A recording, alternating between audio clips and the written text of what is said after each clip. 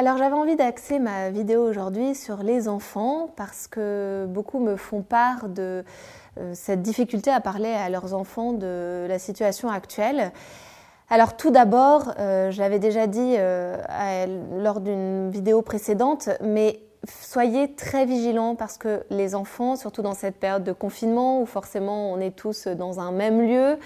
les enfants entendent tout, vous négligez souvent ce qu'ils entendent, ce qu'ils interprètent aussi à leur façon, avec leur regard d'enfant, n'ayant donc pas toutes les données que nous pouvons avoir en tant qu'adultes.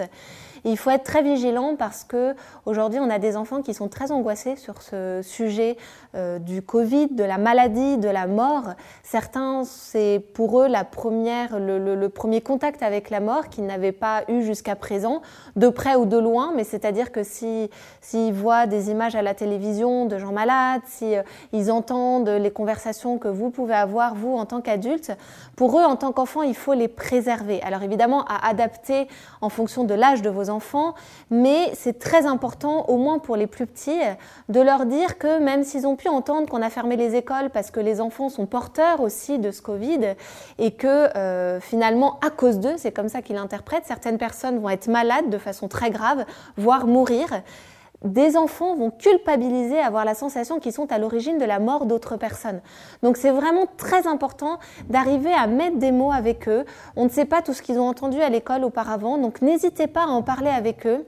Désamorcer les craintes qu'ils peuvent avoir en leur disant qu'ils ne sont en rien responsables, qu'on a même du mal, nous, en tant qu'adultes, à voir l'origine de tout cela, donc qu'eux-mêmes, évidemment, ne sont absolument pas responsables, que même s'ils l'avaient attrapé, c'est possible, peut-être vos enfants l'ont attrapé, c'est pas pour autant que quelqu'un est mort à cause d'eux, pas du tout, ça n'a rien à voir. Ça, c'est vraiment important de les déculpabiliser, de les déresponsabiliser par rapport à tout ce qui se passe aujourd'hui, et c'est aussi l'occasion de leur parler de la mort, de leur dire qu'il n'y a pas de crainte à avoir de la mort, que eux sont préservés dans tout ce qui se passe puisque les enfants sont peu touchés,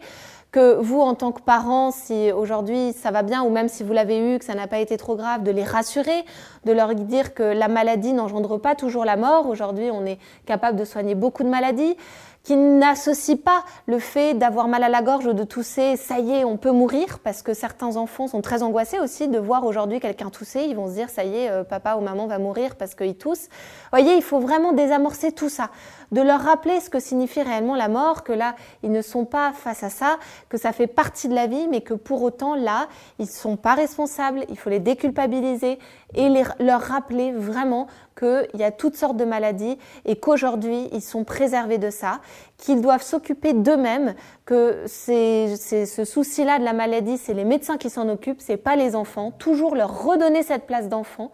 et leur dire que si jamais il y avait une maladie grave, ils seraient au courant, mais que pour l'instant, les maladies qu'ils ont, on n'a pas à être inquiet parce que ce ne sont pas des maladies qui mènent à la mort. Voilà. Globalement, on pourrait dire plein de choses en fonction de vos situations personnelles. On va adapter évidemment le discours, mais c'est vraiment les points les plus essentiels que je voulais vous transmettre pour que vous ayez un discours à la hauteur de vos enfants.